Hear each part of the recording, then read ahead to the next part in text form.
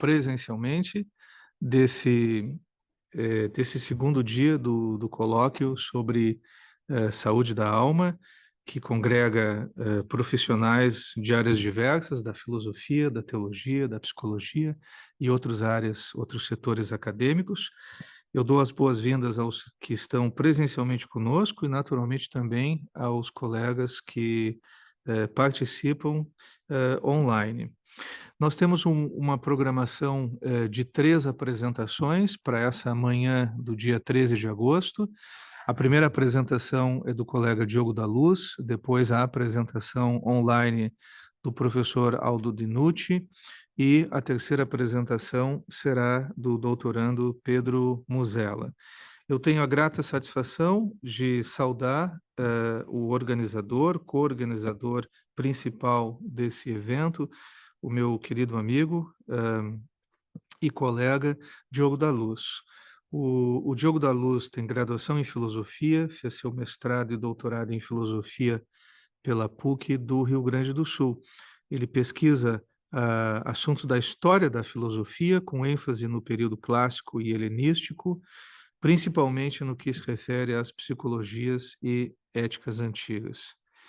O colega Diogo da Luz tem interesse no estudo da ética das virtudes, na abordagem da filosofia como modo de vida, e, em específico, uma grande dedicação à tradição estoica na filosofia antiga. Ele escreveu o livro Pathos, Distúrbio Passional e Terapia em Epicteto, que traz resultados da sua dissertação de mestrado, né, que foi publicado pela editora FI, e ele também realizou a sua tese de doutoramento com temáticas relativas ao cosmo e à noção de religião no estoicismo, com uma certa ênfase, mais uma vez, no pensamento de Epicteto. Dizendo tudo isso, eu expresso a minha alegria de ter apresentado um querido ex-aluno, ex-doutorando, uma vez que tive eu mesmo a satisfação de ser o orientador do Diogo da Luz, tanto na sua dissertação de mestrado, quanto na sua excelente tese de doutorado, como também agora, para a alegria minha e do programa de pós-graduação em filosofia da PUC do Rio Grande do Sul, tenho o privilégio de ser o seu supervisor no seu estágio pós-doutoral nessa instituição. Diogo, muita alegria de ter a tua participação nisso tudo, e eu vou passar então a palavra para ti, para a tua fala. Eu vou pedir a tua permissão para que eu controle um pouquinho o tempo, ok? Aproximadamente 1 hora, né? Como um todo, incluindo a apresentação e perguntas. Fica a sugestão de que tu uses talvez 40 minutos, no máximo, para a tua exposição, para que a gente tenha depois um tempo para perguntas do público presente e também do público que nos acompanha online à distância. Tens a palavra, meu querido.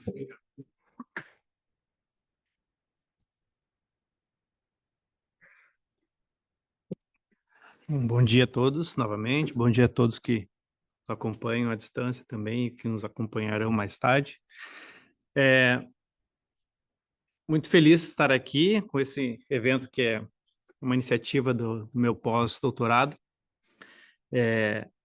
Estou grato também, muito grato por ontem, pelos debates que nós fizemos ontem. E para não queimar muito tempo, vou iniciar, depois a gente faz umas considerações finais após o evento, ok? Eu modifiquei um pouco o título, não sei se vocês conseguem perceber que eu modifiquei um pouco o título, né? Antes eu havia colocado só vícios, né? E uso inadequado dos nomes. Aí eu modifiquei, coloquei vícios, virtudes e uso apropriado. Utilizei esse nome, mas a gente vai talvez entender o porquê mais tarde, mas creio que não, a essência é a mesma. Basicamente, então, eu vou trazer um viés socrático da filosofia e no que isso se refere com uma tradição socrática que não é necessariamente a platônica. Então, se a gente visitar o Sócrates de Platão, né, é mais conhecido, então, o legado socrático através dos escritos do Platão, né, no qual o Sócrates aparece como personagem dos seus diálogos. Deixa eu colocar um pouquinho pro lado. Melhorou para mim. Aparece como personagem. Nesse caso, Platão coloca a postura questionadora de Sócrates, né, ele fica a serviço, então, de um entendimento compartilhável, ou seja, eles vão, o Sócrates, nos livros de Platão, ele vai conversando de modo a tentar chegar a acordos com relação a determinados conceitos, e a gente vê que no final sempre fica o conceito aberto, ok? Sobre justiça, sobre beleza, etc. né? A partir da teoria das ideias de Platão, ou das formas, ele fornece, então, uma explicação que é considerada, eu posso dizer assim, ontológica, né? Para justificar os elementos de concordância que se pode obter na compreensão desses conceitos. Ele não responde ao final, né? Mas pela sua iniciativa de dar uma resposta pela teoria das ideias, se coloca um ser aqui, uma discussão sobre o ser da, da beleza, o ser da justiça, ok? No político, Platão, por exemplo, justifica a existência da justa medida assim. O grande e o pequeno não são avaliados somente por sua relação recíproca, mas também em função da justa medida, o que justifica a existência da justa medida. Olha, é um argumento que fala da existência dela. A justa medida serve como referência para se avaliar os excessos como prejudiciais, traz a harmonia necessária e afasta os vícios. Olha como se associa um argumento ontológico com um argumento ético. No Fédon, Platão utiliza inúmeros argumentos para justificar a existência da alma. O Sócrates platônico, por exemplo, né, nesse caso, ele tem aquela clássica temática do não saber da apologia. Né? Ele é aquele sei que não, nada sei. Em Platão, o examinar, o inspecionar, o extasden socrático serve para desmascarar os pretensiosos. O dialegestai, dialogar, constituía para o Sócrates platônico o critério da verdade, expressando-se no consenso atingido, e não um instrumento para atingir a verdade.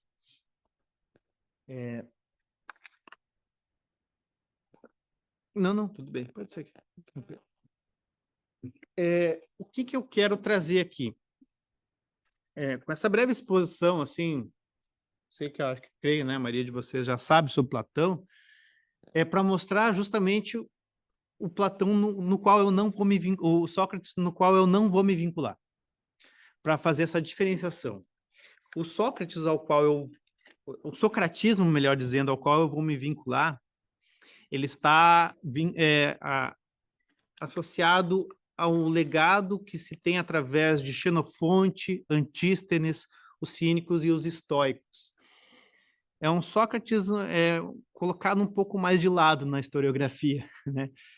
Ele, inclusive, teve alguns preconceitos em relação a esse Sócrates de Xenofonte, né? Principalmente Schleiermacher, se eu não me engano, ele tinha uma visão mais negativa, posso dizer assim, do Sócrates de Xenofonte, porque seria um Sócrates mais simplório na visão dele, de certa forma, e o Sócrates platônico, então, muito mais teriam recursos teóricos muito mais elaborados. Porém, numa perspectiva de filosofia que envolve a vida, né, por isso é o modo de vida, né, a vida daquele que filosofa, isso é uma busca por sabedoria, essa filosofia como busca por sabedoria seria uma busca de um comportamento sábio nas suas ações, e por isso se vincula muito a forma como um sábio vai viver, e isso indica muitas vezes um comprometimento de conceitos que parecem ser simplórios, mas que, na verdade, eles precisam ser mais esclarecidos para que a própria vida daquele que filosofa consiga ter um direcionamento mais preciso, posso dizer assim. O Sócrates de Xenofonte, nessa concepção, o conhecimento é a realização humana, ou seja, a realização do ser humano ele está em saber viver. Ele não é só um conhecimento teórico, né? Ele implica em prática.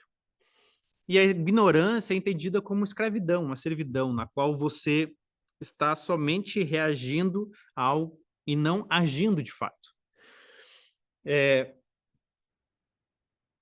O objetivo é que os seres humanos sejam felizes, melhores. É aqui que nós encontramos o Sócrates de Xenofonte. O objetivo é tornar os seres humanos hábeis em falar e escutar, competentes no uso da palavra. E tem um método. E o método a gente consegue encontrar nas memoráveis 4, 5, 11 e 12. Esse método é um método no qual o Antístenes vai aderir, e isso vai servir de referência para uma tradição que depois influenciará os cínicos e os estoicos. Esse socratismo foi muito forte naquele período, que a gente muitas vezes não consegue ver a dimensão que eles tinham, né? Às vezes dá a devida dimensão a isso. Nesse trecho das memoráveis, o Sócrates ele questiona, mas estipula definições dos objetos. Não é o Sócrates do sei que nada sei. Quem não sabe as definições não sabe. Quando Sócrates fala com Eutidemo, né, sobre a democracia, por exemplo, você sabe que democracia, né, Eutidemo, para você poder agir politicamente, por exemplo, o Eutidemo, claro que eu sei, é tal coisa. Aí depois o Sócrates vai mostrando que ele não sabe, mas ele vai direcionando um caminho para o entendimento da democracia. É diferente do Sócrates platônico. Nas memoráveis 4, 5, 11 e 12, diz o Sócrates, exatamente, Eutidemo, no que é que um homem sem autodomínio se distingue do mais grosseiro dos animais? Porque aquele que não pondera o que é melhor e só procura por todos os meios fazer o que é mais agradável, distingue-se em alguma coisa da mais irracional das criaturas? Só os que têm domínio de si mesmos, sobre si mesmos, podem examinar as coisas que têm maior importância, agrupá-las em categorias, com palavras e atos, escolher o melhor e rejeitar o pior. Então, domínio sobre si mesmos, para poder fazer bons juízos sobre as coisas, porque senão as paixões atrapalham os bons juízos, né? Podemos dizer assim, né? Os equívocos, né? Na vida atrapalham os bons juízos. E o domínio sobre si sendo fundamental. E outra parte importante aqui é examinar as coisas que têm maior importância, agrupá-las em categorias. Deste modo, dizia ele, olha o método, então, os homens tornam-se melhores, mais felizes e mais capazes de discutir, dialegestai. E acrescentava Sócrates que daí vinha aquilo que chamamos de diálogo, o dialegestai de novo. Aqui a gente tem o dialegestai como um diálogo e como discutir, né? Então, acrescentava daí que daí vinha aquilo que chamamos de diálogo, do hábito de refletir em comum e ir classificando dialegontas. Ó, tudo a mesma palavra. Ó. Ir classificando as coisas por gêneros. Tornava-se, pois, fundamental procurar a máxima preparação nisso e ter o maior cuidado, pois é assim que se formam os melhores homens, os maiores líderes e os mais capazes para o diálogo. Tem um método. Isso é que é interessante. Só fazer um parênteses aqui.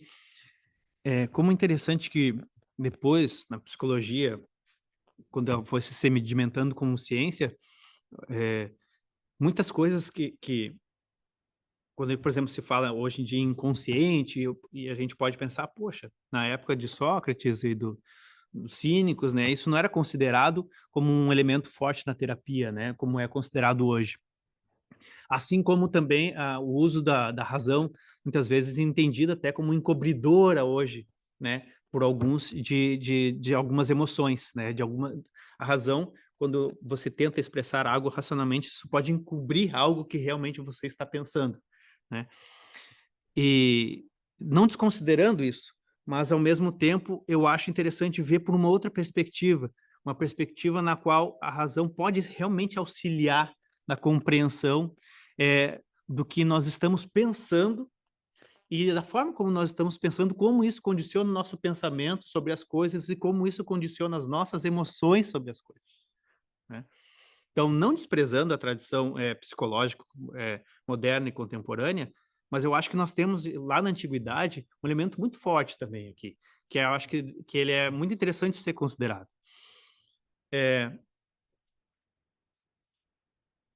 A questão do diálogo também, que foi bastante trazida, né? Também tem o diálogo com o outro, na qual nós vamos construindo e vendo nossos defeitos, não, acho que é uma palavra equivocada, nossos equívocos em relação ao uso da linguagem em algumas situações, mas também tem o diálogo que nós fazemos com nós mesmos, posso dizer assim, ok? Quando nós estamos pensando.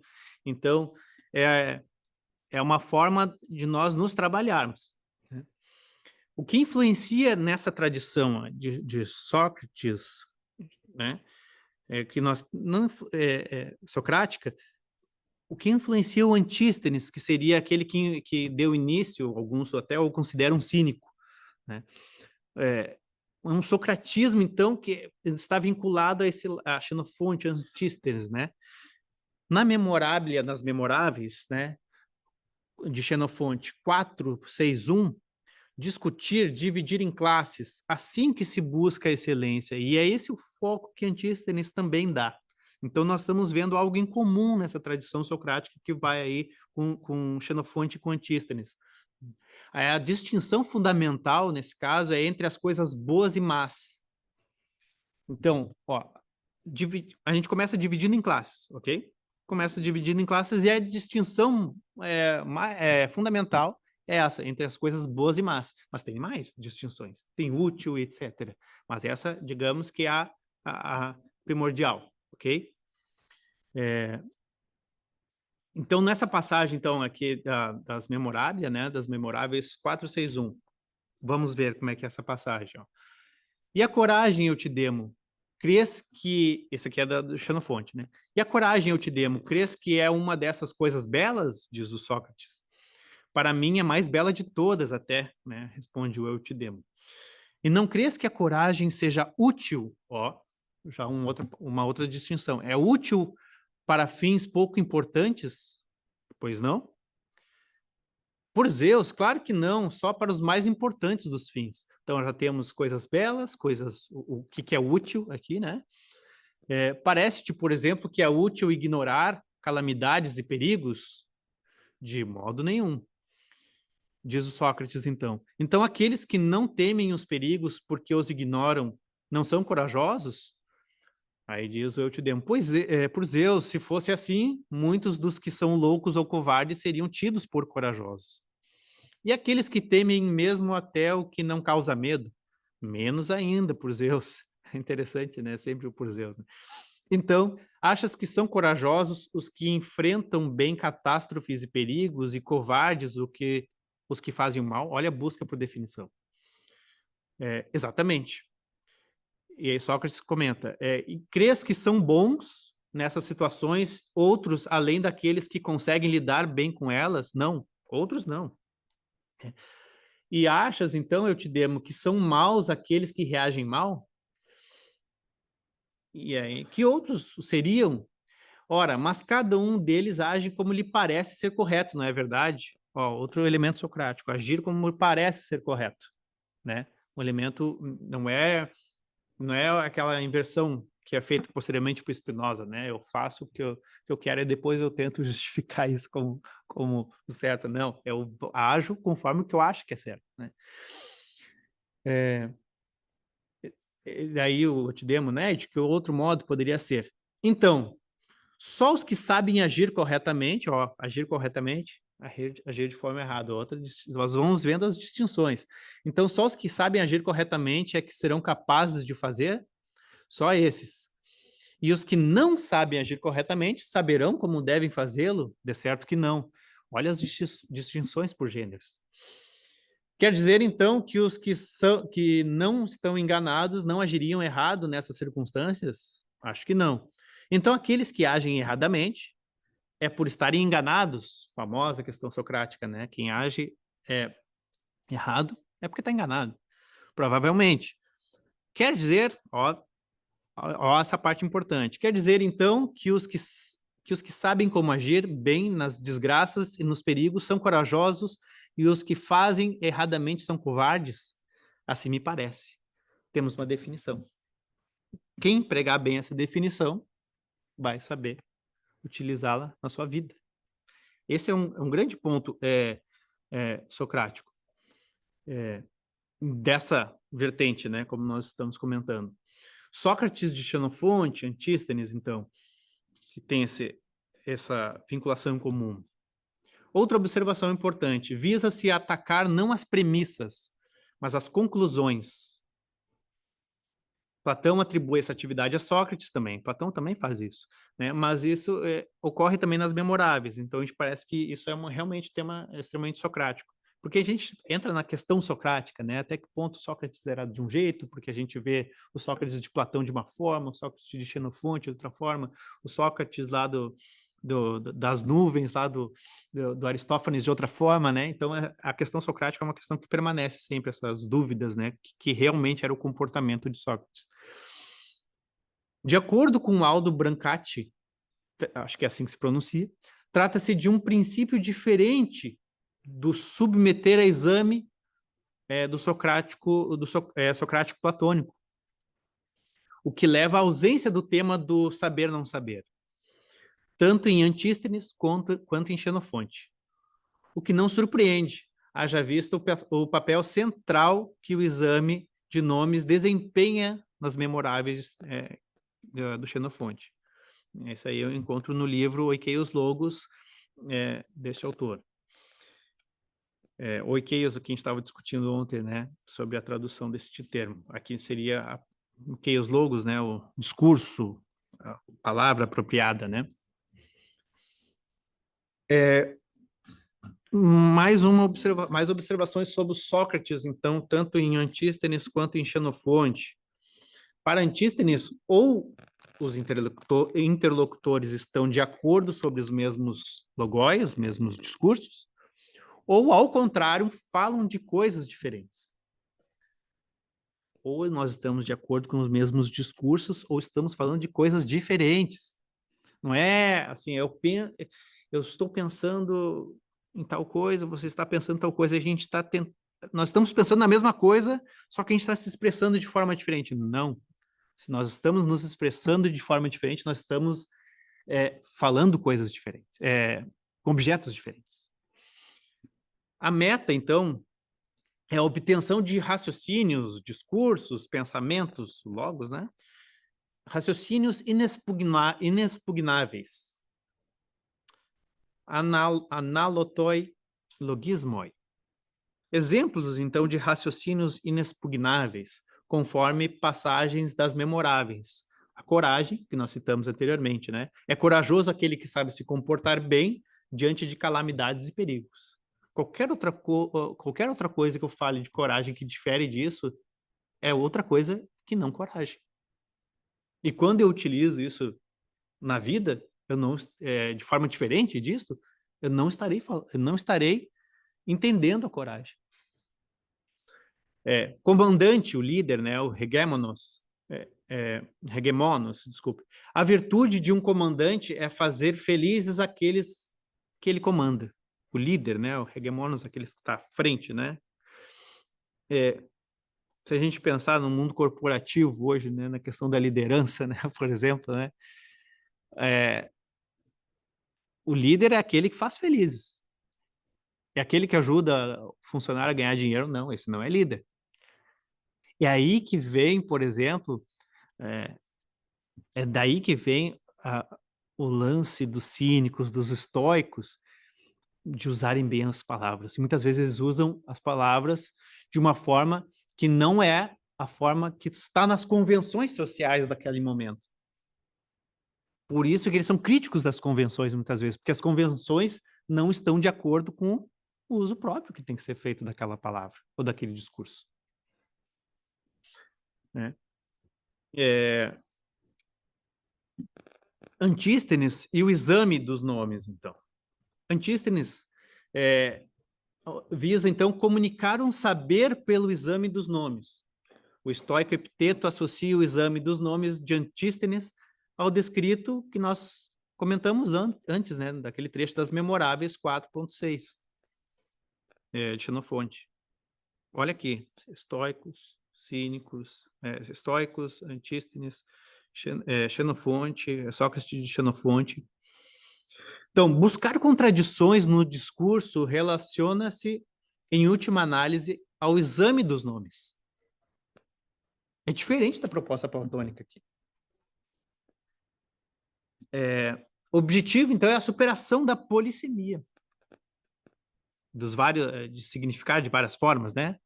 Tem que superar isso. Aqui, Dion Crisóstomo ajuda-nos a compreender Antístenes. Sabemos bem que, diz, né, o Antístenes, sabemos bem que esses que dizem o falso dizem coisas múltiplas e diferentes umas das outras, enquanto os que dizem a verdade não podem dizer coisas diferentes das verdadeiras.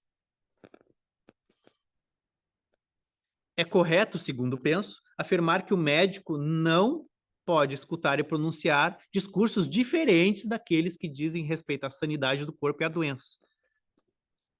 Óbvio, quando ele se referia a isso, né? Quando se referia a outra coisa é diferente, mas quando se refere à doença, ele não pode, se ele é médico de fato, fazer um discurso sobre a cura que não é sobre a cura de fato. Não, ele vai fazer sobre a cura, porque ele é um médico. Senão, ele não vai ser. Ele está usando o nome de médico, mas ele não é médico. É muito interessante esse jeito de pensar, né? Olha aqui, vamos ver outro exemplo dele ali, ó. Esses últimos, né, ele fala dos médicos, né, são com efeitos chamados, tal. Vamos ali no timoneiro, né? O timoneiro não pode, aquele que, né, que pilota o navio, né, o barco, né? O timoneiro não pode ser, o timoneiro não pode dizer outras coisas que aquelas que dizem respeito às estações, aos ventos e às estrelas. Esses discursos, de fato, são batizados corretamente de discursos de pilotagem. O comandante e o rei não podem falar outra coisa que sobre o comando e o governo dos homens. Se, ao falar sobre isso, se eles falam de outra forma, já não sabem utilizar esse discurso. Então, não é o discurso de um comandante de fato, de verdade. É muito interessante essa abordagem, porque isso influencia. Depois é um trecho lá de Diógenes, o cínico, vai ficar bem explícito isso. Definição de oikeios logos, de discurso apropriado, discurso adequado, né? Antístenes, né, afirma para ele, né, não é possível definir a essência das coisas. Platão, por sua vez, utiliza a teoria das ideias ou formas em suas explicações. Trata-se de um princípio formal, único, eterno e separado. Isso recebe a crítica de Antístenes. Antístenes quer assegurar a definição no plano lógico, pois é isso que a torna comunicável, sendo inclusive capaz de ser ensinado. Se não é comunicável, você não está sabendo operar com isso. Não adianta você, no caso como Platão, seria uma crítica, né? Falar dar uma explicação ontológica, mas você não consegue explicar, até que Platão nunca chega a uma explicação, de fato, sobre o que é justiça, sobre o que é beleza.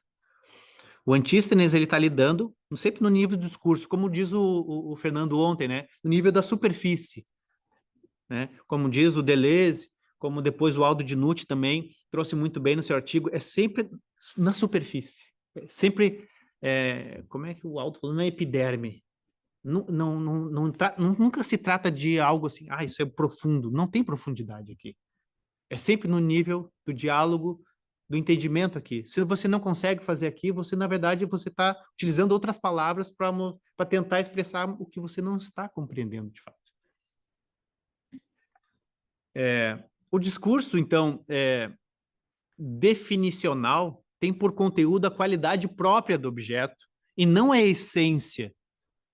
Isso seria diferente. Se eu estou no plano lógico, como é que eu vou saltar para um plano ontológico? Tem que ficar no plano do discurso. Eu estou preso ao plano do discurso. Eu não consigo sair desse plano do discurso. É muito interessante nessa perspectiva, né? O objetivo, então, é ter o discurso logos adequado, apropriado, né? O oikeios, para cada coisa. O oikeios logos. O que não é próprio é alheio, é estrangeiro, é outro. Eu sei que isso aqui tem pode ser feito muitos questionamentos sobre isso, né? Pode ser bem polêmico esse posicionamento. Por exemplo, ontem nós tivemos na apresentação do Sérgio Sardi, justamente, é, a, ele chamou atenção para aquilo que não pode ser dito, o mistério, né? O invisível. Já o Antístenes seria altamente crítico àquela posição do Sérgio, por exemplo, né? Ele diria, olha, você não disse nada, entendeu? Não estou conseguindo entender você, porque você está tentando sair do plano do Logos, mas não tem como. Nossa vida é permeada por Logos. O ser humano é um ser com Logos. A gente vive nessa camada. Quando você tenta ser profundo, você saiu da realidade humana, porque a realidade é no Logos, no pensamento Logos. Quando você raciocina sobre a vida, está lá sozinho com seus pensamentos, você está nesse plano. Quando você está ao profundo, o obscuro, isso não comunica. Quer dizer, e isso não se faz nem a pessoa a se entender a si mesma. Poderia, eu estou aqui fazendo uma interpretação, né? Antístenes, então, afirma, né? O sábio golpeia com auxílio do discurso próprio aquele que anda fora da linha. É o que faz, por exemplo, Sócrates nas Memoráveis. O logos próprio envolve também o acordo consigo mesmo. Olha aqui, é uma outra dimensão da homologia. Não é uma concordância apenas, né, com o outro, mas é uma concordância consigo mesmo. Você tem você entende. Ah, entendi. É assim mesmo. É isso. Conseguir concordar comigo mesmo, porque você assimilou aquilo.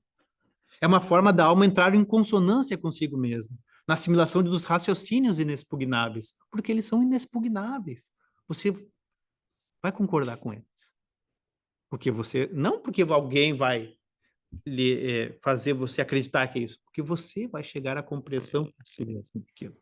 Essa é a pretensão de Antístenes nessa perspectiva. Outra acepção da homologia, então, né? É uma concordância consigo que não pode ser subtraída nem profanada. E isso vai influenciar mais tarde o estoico Epiteto, na defesa de uma potência anímica que não pode ser impedida e nem forçada. Né? Você não pode, o tirano não pode, eu diria Epiteto, o tirano não pode entrar na minha liberdade. Eu sou livre, de fato. Ele pode prender o meu corpo, mas não os meus pensamentos, não as minhas opiniões. Né? Então, é uma força muito grande que se dá a essa homologia, essa concordância consigo mesmo, consonância, posso dizer assim também, me dá uma potência para enfrentar os tiranos.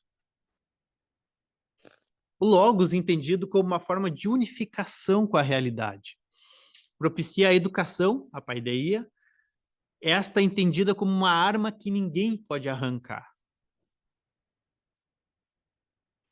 Conforme a máxima socrática, para as cidades os muros, para a alma a inteligência educada oferecem ordem e segurança. Olha a fortaleza, a força que isso dá, né? Porque você tem, né, nesse caso aqui, os raciocínios inexpugnáveis, né? Você chegou, ninguém também lhe impôs você, através de um diálogo, pode ser com o outro, pode ser até consigo, alcançou esse entendimento. Isso lhe dá força. Um exemplo, então, com o cínico Diógenes, né, herdeiro dessa tradição socrática aqui.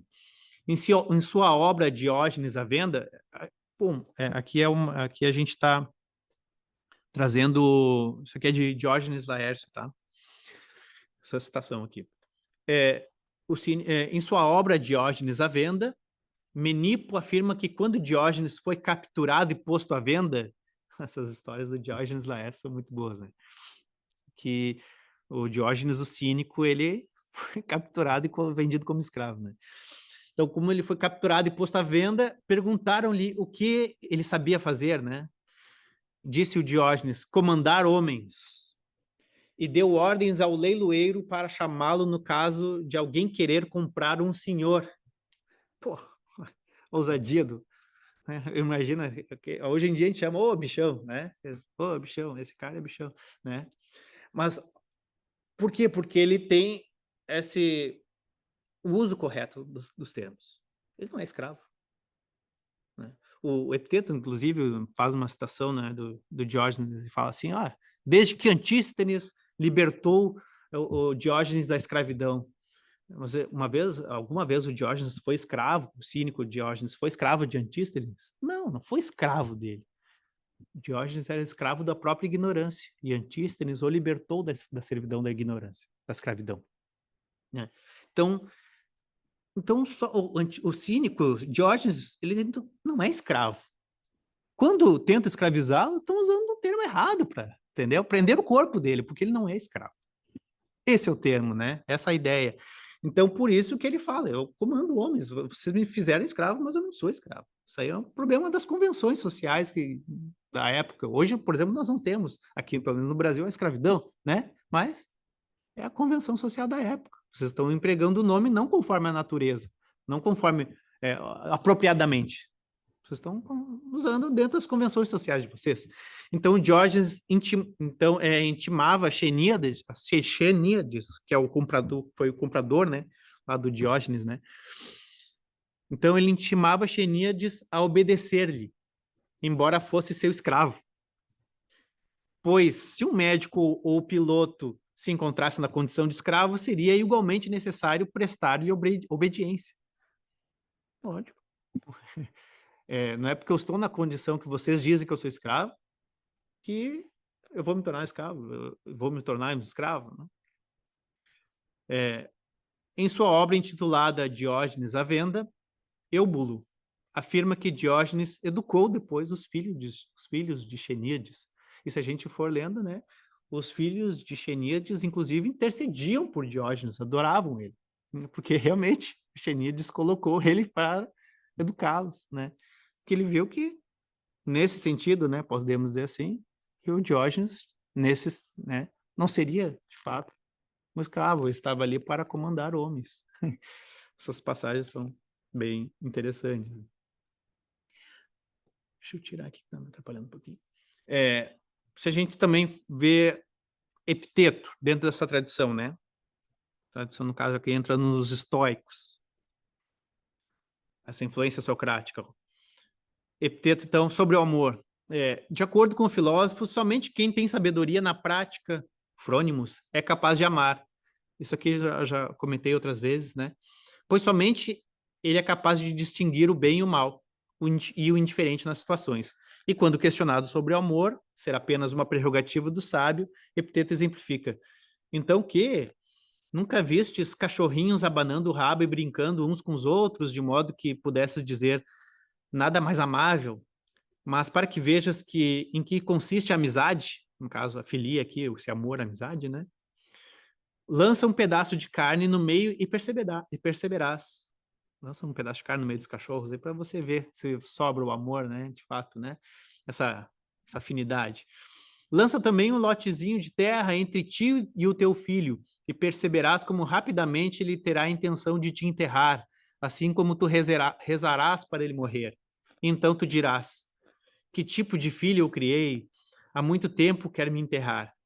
Ou lança, então, uma bela mocinha que tanto o velho a queira quanto o jovem, né? Tanto o velho a queira que tanto o velho busque, né? Amá-la, né? Quanto o jovem. Ou lança, no caso, né? Uma pequena honra. Você vai ver as disputas que vão ocorrer. E aí, tem amor nessa relação ou não? Não, porque porque a gente está confundindo, né? O amor só tem sábio que tem um amor. Esses outros são viciados, eles ainda estão aprendendo. Então, amor de fato, só o sábio. Sobre vergonhoso, por exemplo, né? Não podes pegar água, diz, desculpa, sobre vergonhoso na diatribe aos que temem a pobreza. Bom, vimos anteriormente, para entender o amor, né? Uma busca ali para o uso apropriado da palavra amor, para a gente não usar erradamente, né? Equivocadamente, aliás, a palavra amor, não usar de outra forma, mas usado da forma apropriada, né? Agora vamos ver a ideia de vergonhoso. Aí o Epiteto fala para alguém, né? Não podes pegar água, escrever, desenhar, ensinar, vigiar a porta alheia para aquele que tem medo da pobreza, né? Aí responde Epiteto, respondem a ele, a Epiteto. Mas é vergonhoso chegar a essa necessidade, né, de fazer essas coisas.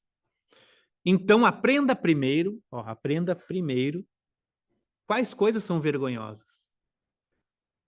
E depois disso, diga-nos que és filósofo. Mas por agora, nem sequer deixes que alguém te chame disso. Porque antes ele mencionava discursos filosóficos, né? Considerando-se filósofo. Então, você tem que aprender primeiro que são coisas vergonhosas, porque você está usando de forma inapropriada a ideia de vergonhoso, o nome vergonhoso, né? Outro exemplo das diatribes de Epiteto. Como descobrir as ações adequadas a partir dos nomes, né? Essas ações adequadas, alguns traduzem por deveres, obrigações, né? Olha só, a partir dos nomes, como descobrir quais ações que eu devo fazer, nesse sentido, não é um dever, mas posso dizer, né, nesse entendimento mais direto, né? A partir dos nomes eu posso descobrir determinadas ações que são próprias daquela atividade, daquela função, daquela persona, posso dizer assim, né? Aquele papel, né? Pensa primeiro, pensa quem tu és. Primeiro, ó, que nem o outro anterior, né? Considera primeiro, né? Pensa primeiro, né? Primeiro, tu és um ser humano. Isto é, que não tens nada superior à escolha, à proairesis, à decisão, né? Decisão sobre as coisas. E que o resto está subordinado a essa decisão, né? Do que é teu e do que não é teu, né? Que o resto está subordinado a essa decisão. E que ela mesma não pode ser escravizada ou subordinada. Veja, então, de quem te distingues pela racionalidade. Olha só, estou tentando entender o que é humano, né? És distinto das feras, é distinto das ovelhas. Nessas condições, é um cidadão do mundo e parte dele. E não um dos servos, mas um dos que o lideram, os que estão à frente, pois é capaz de entender o governo divino e extrair consequências disso. É capaz de observar, de contemplar, que em grego é teoria, né? Você é capaz de contemplar ao redor, né? Entender o governo divino, que é a natureza. Para os estoicos, o divino é a natureza. Sendo assim, você é capaz de entender a natureza, né? Sendo assim, qual é a profissão de um cidadão? Carecer de qualquer interesse próprio, não deliberar sobre nada como um ser independente, mas tal qual a mão ou o pé, que se possuísse em raciocínio e entendesse a constituição da natureza, nunca teriam um impulso e um desejo de um outro modo a não ser em referência ao todo. Isso é parte do todo. Uma mão ou um pé, por si, de forma independente, não é possível conceber de forma correta. Você vai estar perdendo a referência do corpo. A mesma coisa, cada um de nós tem que entender de acordo com a sua, tem que entender a si mesmo como parte desse todo, né? Então, o ser humano é capaz disso. Se você não considera esses elementos como ser humano, você pode incorrer em um discurso incorreto, em um entendimento incorreto do que é um ser humano. E nas suas considerações com outros seres humanos, você também pode cometer equívocos, né? Então, depois na passagem ali entre 7 e 15, dessa mesma diatribe, ele fala também do nome, outros nomes. O filho, né? A partir da ideia de filho, a gente entende, né, do nome filho, a gente vê as funções que o filho tem que fazer, por exemplo, né? É uma atividade sua, uma ação adequada, alguns, né? Um dever, né? Uma ação adequada de um filho obedecer o pai, né? Do irmão, por exemplo, né? Ser solícito, etc. Daí tem o papel de senador. O que o nome senador faz com que você tenha uma atividade própria do senador? Você tem que saber. Então, a partir desses nomes, você consegue ver as ações adequadas que você tem que fazer, né? Do jovem, você é ancião, você é pai. A partir desses nomes, você consegue perceber quais ações são as adequadas, né? Cada um dos nomes indica as ações correspondentes, né? Epiteto traz isso em função dos papéis, né? Mas eu quis trazer também, e é esse que é o meu ponto aqui, que ele não traz só, aqui aí já é um entendimento meu, tá? Que não traz só esse exame dos nomes para as ações correspondentes de pai, de filho, mas ele traz o exame dos nomes dentro de uma tradição socrática para examinar o amor, o vergonhoso, não com a forma como Sócrates fez, mas para que nós não empreguemos equivocadamente esses nomes, né? Aquele negócio, até coloquei aqui, né, sublinhei, né? Por exemplo, aqui, em primeiro lugar, considera tal coisa, em primeiro lugar, né? Vamos ver esse exemplo, ó. Como descobrir as ações. Acho que eu estou com o tempo aqui, né? Como descobrir as ações adequadas a partir dos nomes, né? Desculpa, eu estou seguindo aqui na mesma diatribe. Acho que é mais para o final. Então, o que alguém pergunta a Epiteto, né? Não irei prejudicar a quem me prejudica? Famosa questão ali socrática, né? Devo prejudicar o meu inimigo ou não, né? Porque ele me prejudica? Aí, olha o que diz Epiteto. Em primeiro lugar, veja em que consiste o dano. Olha, isso aqui é uma herança do exame dos nomes. Essa é a minha tese aqui. Veja em que consiste o dano, né? Pode ver ali, ó, prejudicar e o dano aqui, na verdade, seriam os mesmos termos, tá? Só tão, que seria a blabé, né? Em primeiro lugar, veja em que consiste o prejudicar, em que consiste o prejuízo, né? Em que consiste o dano. E lembra do que ouviste dos filósofos. Pois se o bem está na decisão ou escolha, né? Na moral, posso dizer assim, se o bem está na decisão, na escolha, na proairesis, assim como o mal também está ali, na sua decisão, né? Veja se não é isto que está dizendo. Ó. Veja se você considera o que é o dano. Veja então se não é isso que está dizendo. E aí ele abre aspas. Então o quê? Posto que aquele prejudicou, posto que aquele prejudicou a si mesmo ao me fazer uma injúria, eu não prejudicarei a mim mesmo se eu o injuriar? Ó, se o mal está na minha escolha moral, se eu vou prejudicar o outro, na verdade, eu estou cometendo mal. Então eu tenho que saber o que é o dano. Se eu não souber o que é o dano, eu vou empregá-lo equivocadamente. Como aquele, ó, ué, mas eu não tenho que prejudicar quem me prejudica? Ó, você não está sabendo, né, utilizar esse nome. Consegui, acho, finalizar, pessoal. A tempo.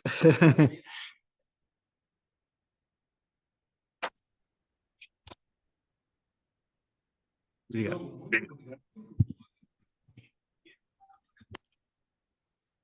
Que, inclusive, né, como tu mesmo disseste, ficou ali bem controlada do ponto de vista do uso do tempo, o que significa que nós temos, por certo, pelo menos aí uns 20 minutos para comentários, perguntas, para que a gente interaja, então, com o palestrante. E eu abro a palavra para quem quiser perguntar, fazer comentário, ou mesmo para os colegas que estão participando por videoconferência online. Estou vendo que o Drayton levantou o dedo. Por favor, Drayton, fica à vontade.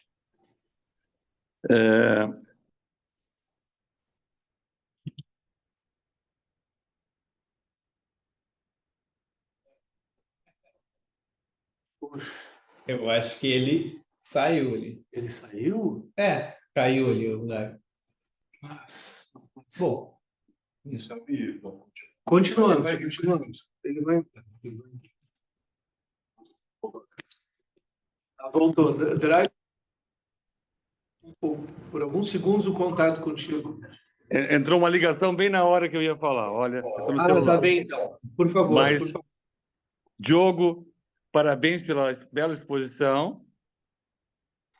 E eu tenho acompanhado o teu trabalho já há algum tempo e também o empréstimo que tu prestas aí, o serviço que tu prestas para o conhecimento do estoicismo, do helenismo, e a organização do evento de hoje também, de ontem e hoje. Então, parabéns por tudo isso, querido.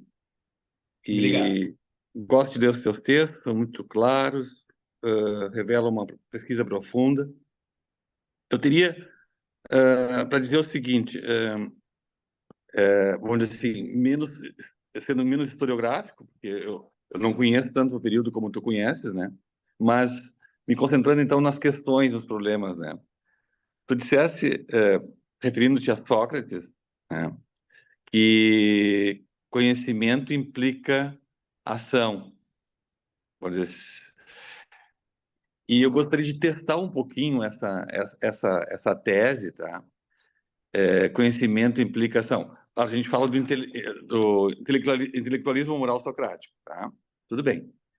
E eu percebi atenção na tua exposição, tu não quiseste ir pelo Sócrates platônico, fizeste um outro caminho, Xenofonte, e assim vai. E Antíteses, mas sobre essa afirmação, tá, de que o conhecimento implica ação, ele acarreta um modo de agir, eu penso que essa tese exige de nós uma consideração um pouco mais detida. Por exemplo, na contraposição mesmo com Santo Agostinho. Santo Agostinho, ele subscreveria tal tese de que, conhecendo, eu ajo como eu tenho que conhecer, ou Paulo de Tarso, como falamos ontem.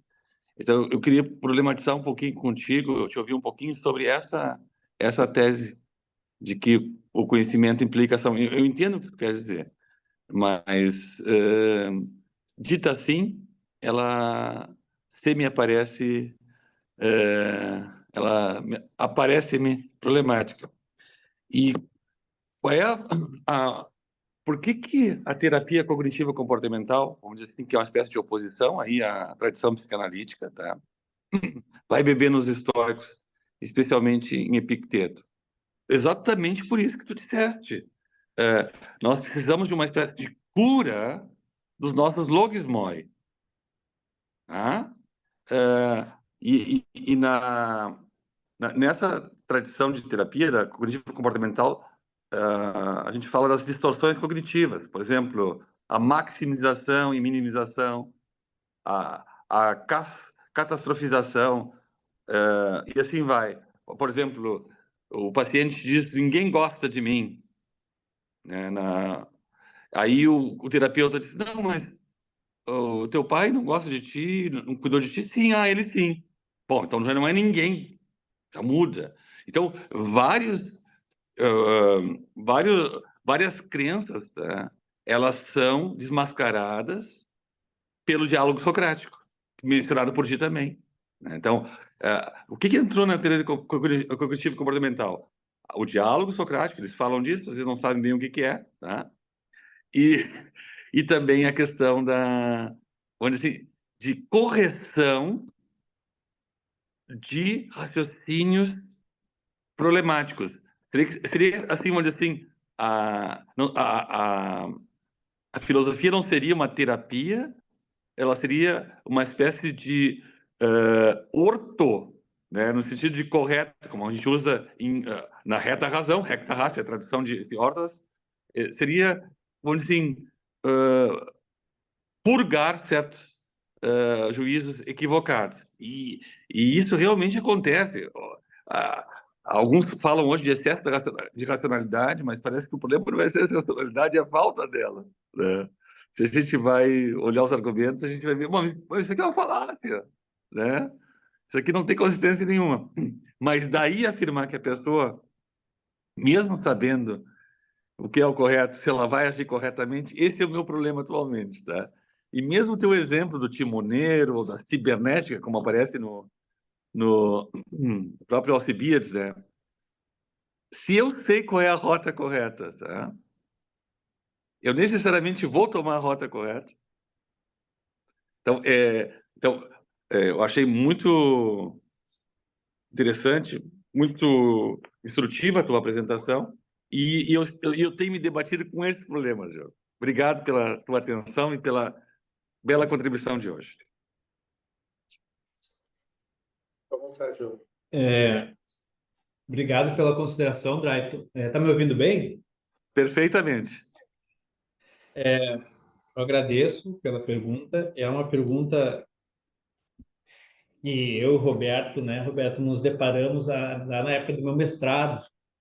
Nós focamos, né, a origem do erro. Daí culminou no estudo das paixões, no caso Epiteto, né? Como é que seria esse erro e a clássica distinção essa, né? Pô, eu quero fazer, mas não faço. O que está acontecendo, né? Nós não temos essa cisão da vontade no, no, no estoicismo, dentro também, né?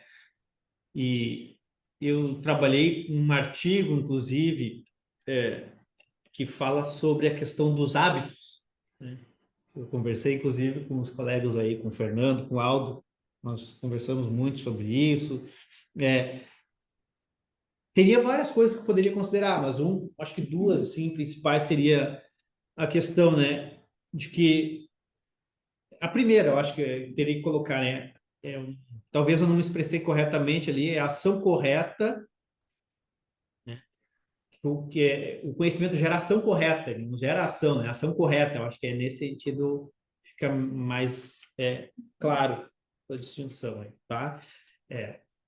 E em segundo ponto, né, quando nós trabalhamos quando nós estamos habituados a uma ação viciada, isso vai, digamos, cristalizando em nós aquela ação. Então, é difícil, né, nós mudarmos questões que nós estamos habituados. E outras coisas que muitas vezes nós achamos que sabemos, que é melhor para nós, se nós fizermos um exame mais detido, nós vamos ver que nós temos dúvidas. São essas coisas. Que nós não temos esses raciocínios, né, inexpugnáveis, podemos dizer assim. Eu pretendo fazer o correto, mas por que eu não faço?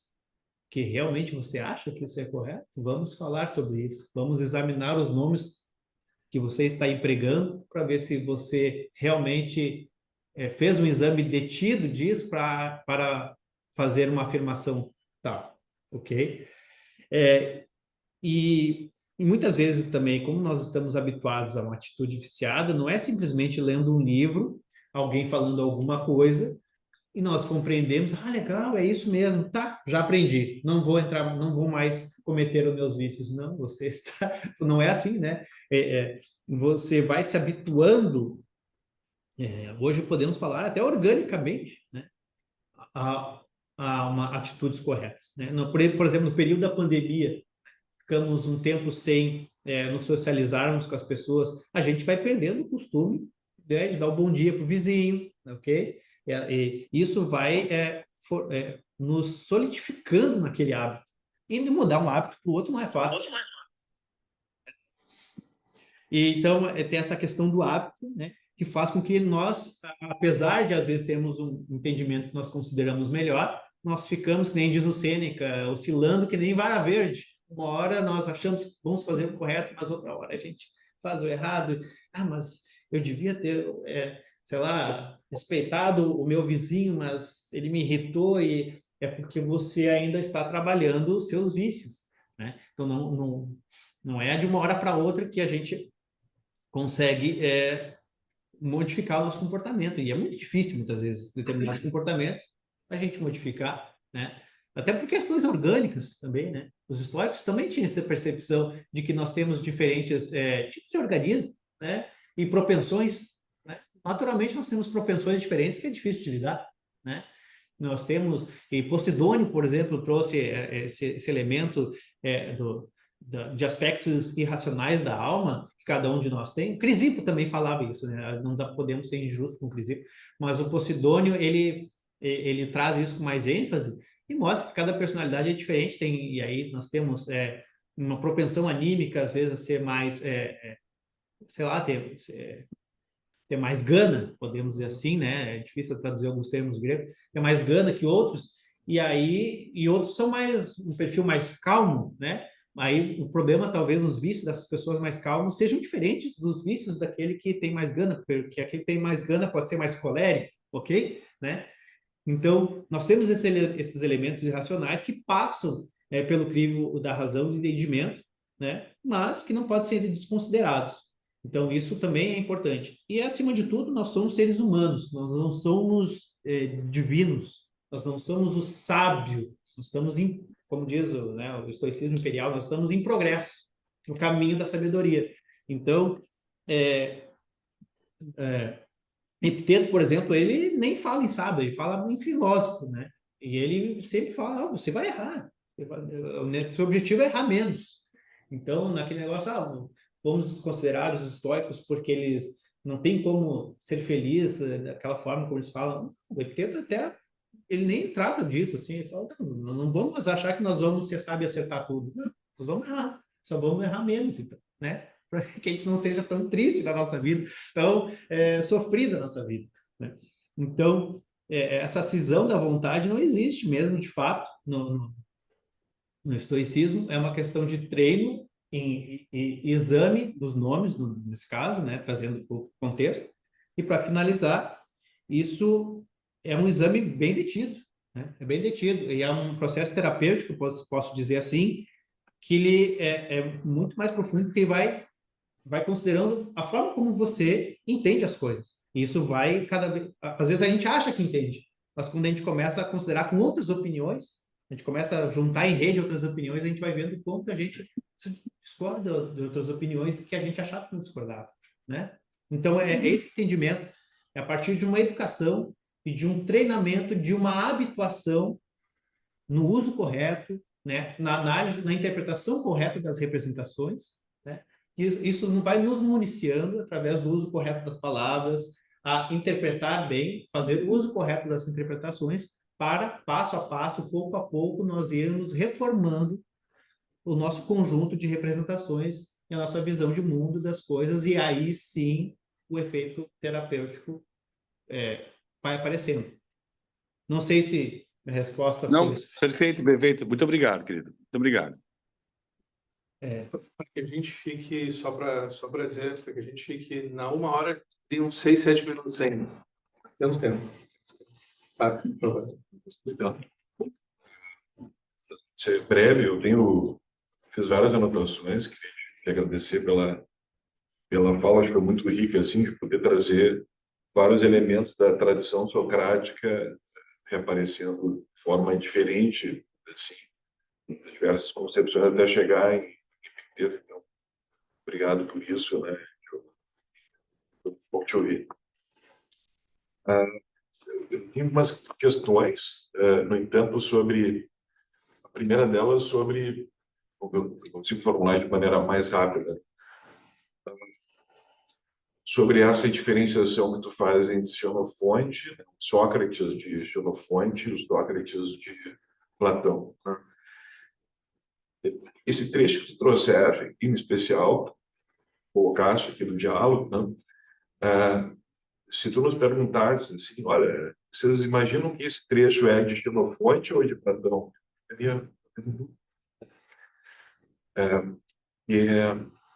É muito próximo do Sócrates, dos diálogos socráticos, né?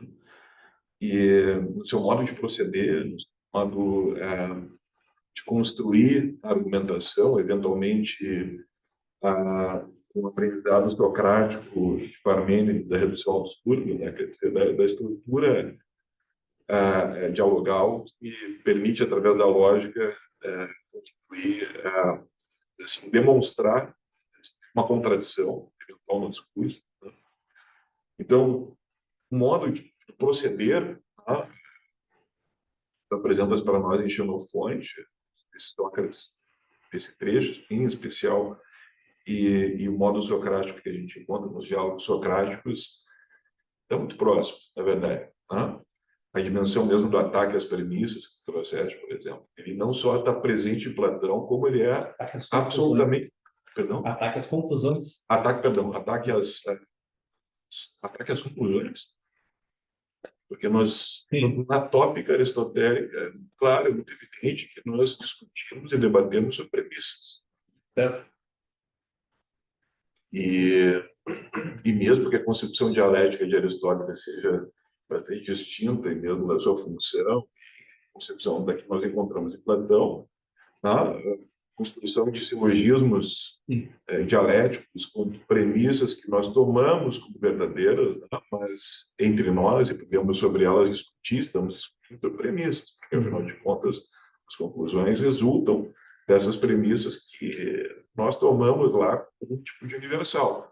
E podemos, assim, organizar, vamos dizer assim, os topos, os lugares do debate, do discurso, e talvez com isso encontrar melhores soluções, melhores consensos. Né? Estamos falando de consensos também, em termos de... Tanto que a tópica foi tomada nos anos 50, né, por Fievel, como modelo jurisprudencial de como funciona, por exemplo, o debate no Poder Judiciário sobre em um órgão decisor, tipo os juízes, desembargadores no tribunal, o ministro, que precisam decidir sobre algo e organizam as suas decisões, a sua forma e a forma mesma da jurisprudência, dos precedentes, no modo ou no modelo de tópicos. Mas, enfim, o que eu queria dizer com isso é que talvez a grande distinção, e talvez aí tu possa apontar, é entre o Sócrates dos diálogos socráticos e o diálogo platônico. Parece que entre Xenofonte e o Sócrates dos diálogos socráticos, verdade, é maior proximidade. Menos, é evidente que há elementos específicos em Xenofonte, há assim, uma insistência maior no tema da moderação, né, temperança, enfim, da virtude da temperança. Os exemplos são mais concretos, é um Sócrates mais vivencialmente mais concreto, pelo menos assim, eu tenho na minha própria interpretação. Mas não sei se há tanta diferença. A diferença maior parece emergir quando a gente vê os diálogos platônicos, período talvez não mais socrático, mas não sei, queria te ouvir sobre isso. E uma outra questão é a diferença entre palavra e conceito. Quando tu traz o tema da polissemia, eu penso aqui no diálogo Crático, tantos diálogos Platão que a gente poderia discutir, no sentido de que o acesso ao conceito não se dá pela palavra, muito claramente. A superfície que está dizendo. Eu só acesso uma ideia, uma forma, ou mesmo a univocidade do conceito, uma intuição intelectual. Não é resultado de raciocínio, não é pelos sentidos, menos ainda, não é pelo jogo de palavras. As palavras, elas estão de uma tal forma articuladas que a gente pode utilizá-las para alcançar, de alguma maneira, dialogicamente, no movimento ascensional, o alcance do conceito, ou mesmo da ideia, se vamos pensar assim. Mas isso só acontece se, no último estágio, nós conseguirmos realmente intuir, vamos dizer assim, o que seria o conceito. Então, na realidade, eu opero com palavras, e tanto melhor se entre as palavras eu realizar desambiguações. Palavras podem ter muitos sentidos, pensando com Platão aqui, não? Mas isso não significa. Mas isso é do próprio fato de que a palavra já é matéria, já é materialidade, já tem sensibilidade. Não, eu não posso escapar a isso, precisamente. E é por isso mesmo, o jogo das palavras, que essa polissemia acontece. Mas justamente a dialética deveria poder nos proporcionar o alcance da univocidade, mas que não se dá precisamente na superfície. Então, segundo Platão, tanto eu quanto tu, quanto todos aqui, podemos falar de triângulo, né? E não será o triângulo sensível do qual nós estamos falando, e sim uma forma intuitiva, e podemos até encontrar uma definição para isso. Uma figura fechada, com 3 ângulos, ou qualquer outra definição que se queira, mas não são as palavras que nos identificam o triângulo. Todos nós temos um acesso intuitivo, racional, direto, intelectual, melhor, à ideia. Né? Então, e isso não é sensível. Então, entre palavra e conceito, inclusive está aí a discussão sobre a inovicidade do conceito, sobre a questão da existência ou não dos universais, todo esse problema em Platão, me parece que tem relação com esse jogo, com esse problema. É claro, se nós agora apostarmos na polissemia propriamente, né, e evidentemente fizermos uma crítica à teoria das ideias, Bom, a gente vai muito mais para o outro lado, o lado da disseminação, né? O lado derridiano, vamos dizer assim. Mas estou tentando aqui encontrar o lugar do argumento platônico isso, né? De o que realmente responde ou supera a polissemia em Platão. Essa superação não se dá nas palavras. As palavras ainda serão reflexo de um outro movimento que nós fizemos intelectualmente e que aí vamos gerar uma desambiguação. Mas o movimento em si mesmo não é um movimento nas palavras ou na superfície. É um movimento intelectivo em direção à essência. E esse movimento eu não posso fazer com palavras. As palavras nos ajudam no movimento, mas não é este movimento nas palavras que leva à universidade. Não sei se estou fazendo claro. Então, quer dizer, estou colocando a questão platônica porque eu sei que os estoicos não têm bem essa posição, não vejam de uma outra maneira o problema. Mas como é que tu vês isso, né? Como é que a gente fica? Como é que ficamos nós se não entendermos que é necessário esse movimento intelectivo em relação à ideia para superar a polissemia?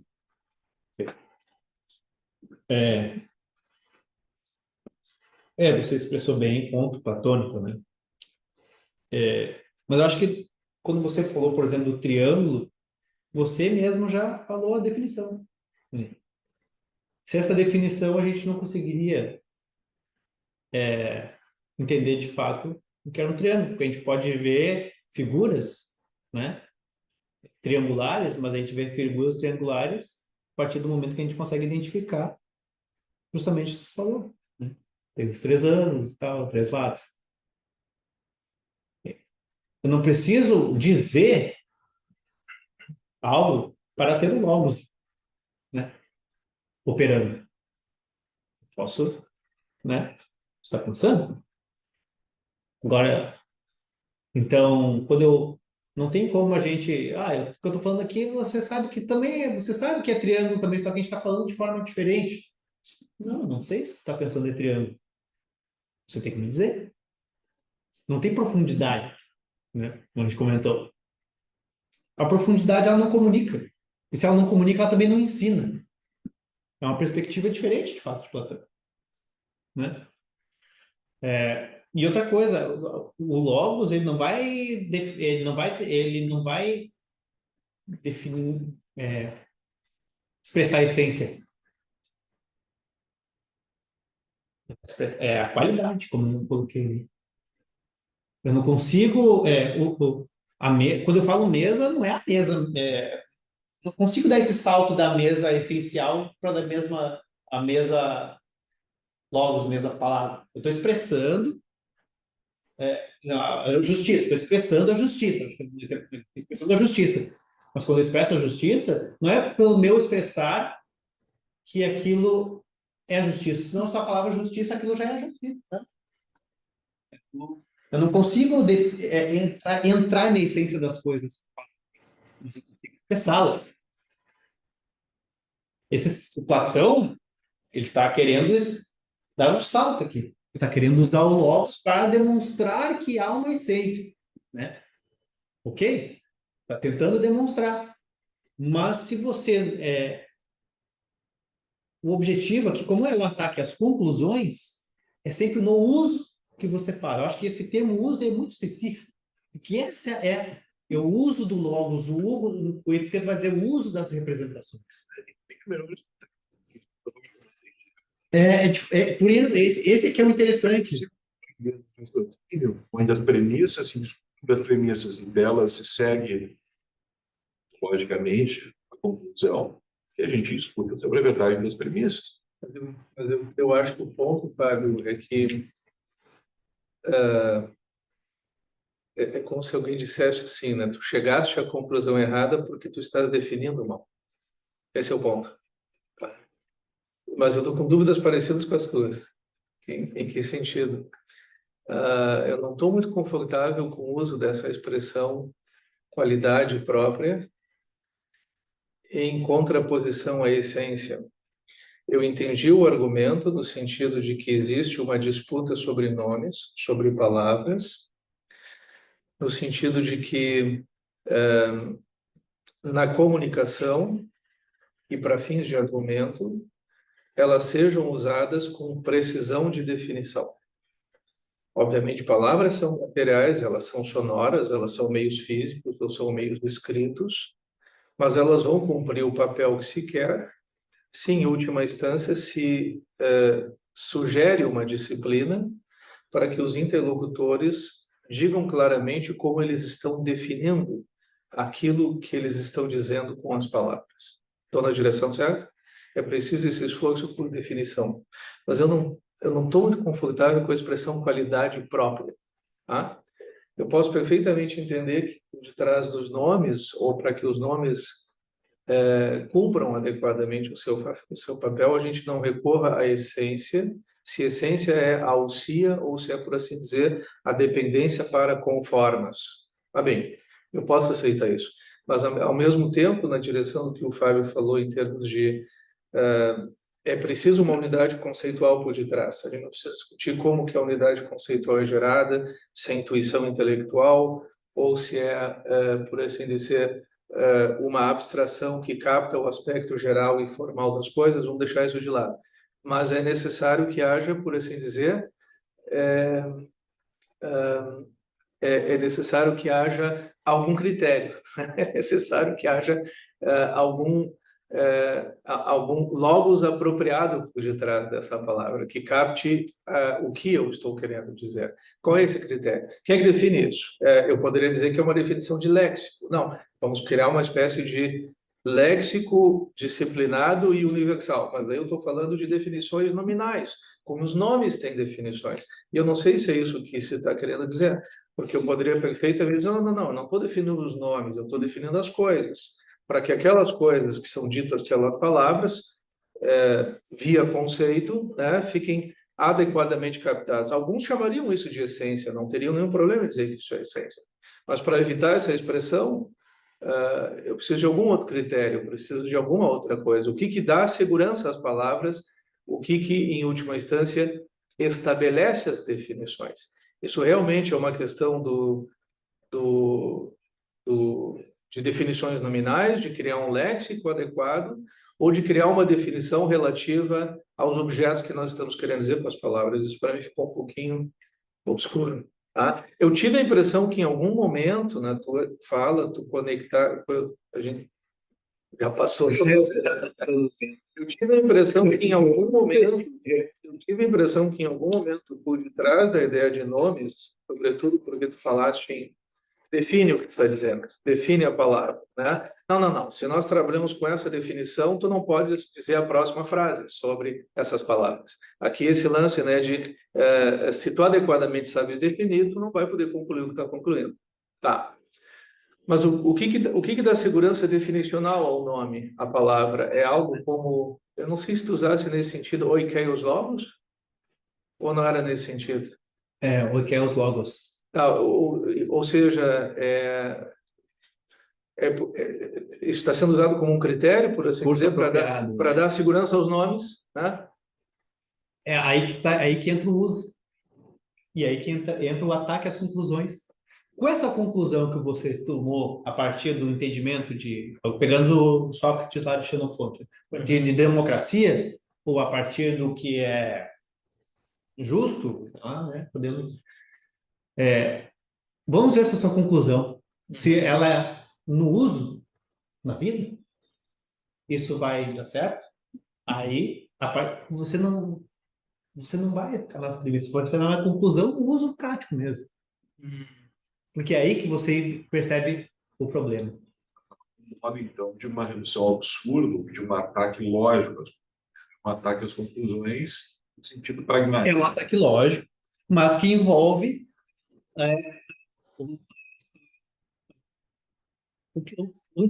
onde você vai chegar. Olha onde você vai chegar com essa sua conclusão. Né? A sua vida, olha, usando esse logos dessa maneira, olha no que você está implicando. Essa sua conclusão aí. Mas aí eu guardo as premissas. O foco é na conclusão. E se as Mas Isso aqui eu tô falando, isso aqui é antístenes, né? Tá, mas assim, se a entendeu? premissa forem verdadeiras. Mas no final o foco não tá com. Bom, nós temos, e aí eu também teria que estudar mais, tá? Mas nós temos, talvez, que ver isso em função até de uma redução de ruídos. Vamos direto para a conclusão. Vamos ver se isso aí conseguimos empregar isso mesmo. Você acha que o amor é isso mesmo? Então tá. Então vamos ver se isso na prática, vamos testar na vida real, né? Diria o epiteto, dado o contexto já de epiteto, vamos submeter o cânone nisso aí, ver se vai dar certo. Entendeu? Pá, vamos direto ali. Não, sem bababá, vamos direto nisso aqui. Como não dá? Seria mais ou menos isso. Ainda eu tenho que estudar mais também essa matéria, né? Mas acho que eu gostei